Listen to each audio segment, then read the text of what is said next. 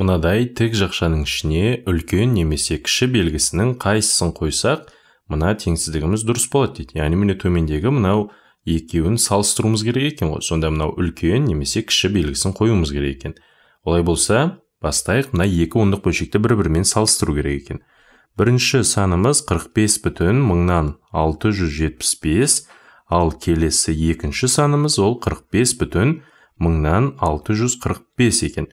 Ал енді бұл екеуін салыстыратын болсақ, бірінші міне 4, 4 екеуі тең, 5-ке 5 тең, 6 мен 6, яғни міне ондықтар, бірліктер, мына ондық үлестері тең, тек қана мына жүздік үлестері бір-біріне тең емес екенін көреміз.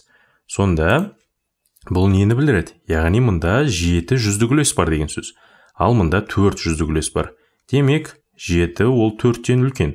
Олай болса, енді бұны ары қарай салыстырудың ешқандай қажеттілігі жоқ қой. Демек, онда бұның жауабы бірінші санымыз үлкен болады екен. Сонда 45 бүтін мыңнан 675 ол үлкен 45 бүтін мыңнан 645 екен. Сонда мына жақшаның орнына, жақшаның ішіне біз қандай белгісін қоямыз? Үлкен деген белгіні қояды екенбіз. Сонымен міне жауабын таптық.